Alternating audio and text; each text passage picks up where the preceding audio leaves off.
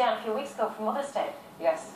It was a bit of our world turned upside down that day because my brother went into emergency surgery for a brain aneurysm.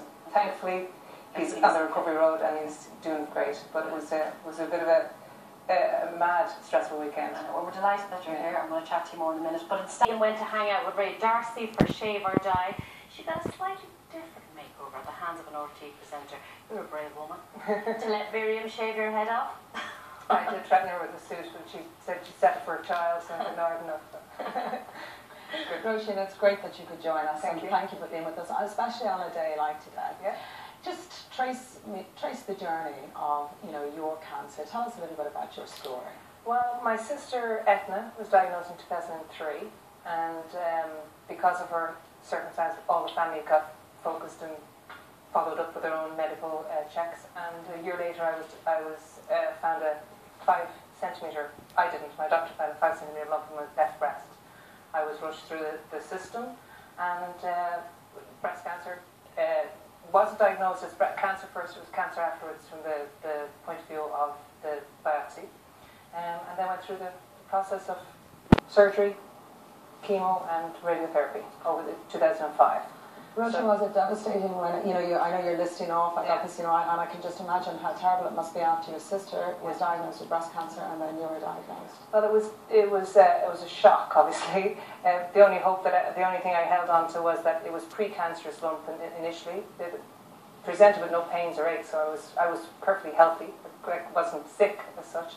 And then I just dealt with it and was proactive because it was treatable, and it was. So I had 2 young babies at the time, and that's all I focused on. I was focusing on being a mammy for them and being around for them. So, what was that like with the family, with the other siblings? Because you're from a large family, family of 9, and I know Etna had died. How did the rest of the siblings? Well, we're a very close family, very close, and the support system there helps so much, and we're very open. And that's part of the reason why I was sharing my experience, because it affects everybody. So by sharing, it helps other people. Grania's here. You don't mind if I have a quick word? Hi, Grania. How are you? You're very welcome to the show. Now, earlier it was funny because Roisin was saying, "There's my PA, Grania. My sister is like my PA." I mean, after all you went through with Etna, it must be devastating for the family then. Yes, it is. But I mean, she's so positive, Roisin. I mean, everything that she's going through now again. Like, she's smiling all the time. I mean, all our family we're all really behind her, and she's so positive, and that's what it's all about, being positive. But there is a message in it, like, because of Etna's diagnosis, you all went to be tested, and there's something in that we should all do that. The thing is, you can't be complacent with your health. No. My brother, like we said, who had the operation, had brain surgery 2 weeks ago, who's fine now and on recovery.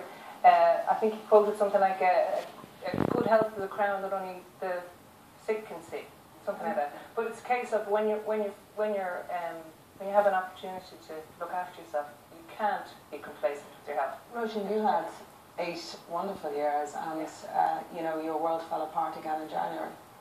It was dramatically. It was like, again, world turned over. But the only thing I can say, the team in the matter are amazing.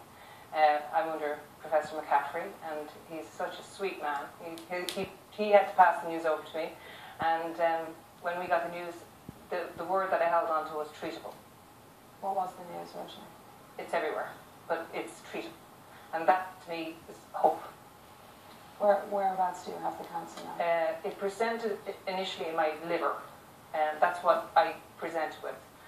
So they did a couple of biopsies, didn't get the results, but they basically, it's in my lymph and in my bones, and it's the worst case. It's 4th stage. It's not something anybody wants to hear, but when you hear it, you deal with it. You started your treatment already? Yeah, I had full head radiotherapy in Luke's the last 10 days. Just finished it on Wednesday. And you're going to start chemotherapy? Chemotherapy in 3 weeks' time. I have a holiday in between. You're amazing. Yeah. How do you stay so positive? There isn't much choice. Why would I go the other side? If I have a limited amount of time, I'm going to use it. I'm going to enjoy it. And I plan to be a grandmother someday, so.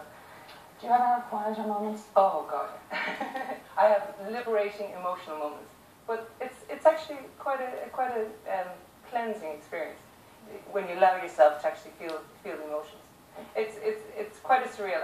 I suppose you wouldn't really, if you read the self-help books, you find people like who have these experiences, everything focuses down to the basic core things, which is life. You know, don't sweat the small stuff. Do you manage to stay in the moment? Yeah, pretty much. And when I feel down, I let it go. I don't let the emotions hold me. I feel them and let them go. It's funny because I remember when my sister was diagnosed with breast cancer, and then she started treatment. I thought, because I interviewed so many people, women on the afternoon show about breast cancer, and you think you know everything about it, and you think you know everything about cancer, and saying things were like, it'll be tough now when you start the treatment, and I know it will. She looked at me and she said, no, you haven't a clue. It's only tough on the second day. But people think they know more than they do, so should we shut up when we... No. The whole point is everybody's affected by cancer. Whether you have it or whether a loved one has it, it's not easy either way. It's sometimes easier to be... I explained this on Ray Darcy's actually. When you're on stage, which we are today, we're performing, and then the audience are watching. They're seeing a cancer patient, but I'm not seeing the cancer patient. I'm just me, you know. So it's a way of you know, interacting, but and it doesn't have to be a scary thing. Just talk. That's, you know, if you're say the things you want to say. I think that's sometimes the most difficult thing, because this week Dr. Paul Dalton, he's a psycho-oncologist at Vincent's, he brought out a very, very good 10-point plan, because, you know, Roisin, you and I were talking about the fact I lived with somebody with cancer and how difficult it is for people to know how to react. I mean, is there ever the right thing to say? There's never the wrong thing to say. You just say it, because, I mean, my good husband has a few things from my mouth that he probably wouldn't want to repeat. But you just have to say it, and I think if anything, it's because the focus is there. And because you have something in the background telling you, you know, don't not say it, because you don't want to regret not saying it.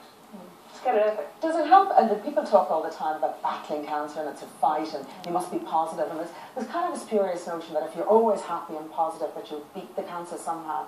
But do you get tired of people saying that? I would say intolerant would be a better word in terms of. I have a much more. I'm much more open in terms of when people upset me, I'll tell them, like, you know, ease off on that, or no, I know that, or you know, I don't need your advice. I'm happy. I'm, you know, whatever. But the positiveness is empowering, because as we all know, when you feel like misery loves company, sometimes when you get down, you can get down again, and you know, just shake it off and move on. And you know, if it's somebody you don't, you know, if it's somebody you know at work, but you know, you're not, say it's not your sister or your partner. I know you're both in a very different place to me, and I don't have that experience. But when it's somebody you don't know, what can you say? Sometimes it's just go for coffee, or you just change the scenery, or just do something different. It doesn't have to be, oh, you know, the classic one is that when people see somebody like me full of steroids and like cancer head on me, and they go, oh, you know, and they're like, and I go, I'm not that bad. I'm not, you know, I don't feel unwell. So they put good. the sad face on, yeah. Chill, it's okay. Let's go for a pint.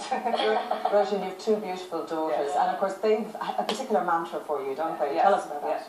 My two daughters, 9 and 10, reacted to the news, but they were told straight up what the situation was. And the first one was like, you know, Mammy, if you got cancer, you're going to die. And I said, well, unfortunately, everybody has to die sometime, but I'm not going anywhere soon. So that was the first answer. And the other one was my other daughter, Alicia, said, cancer. Okay, eye cancer.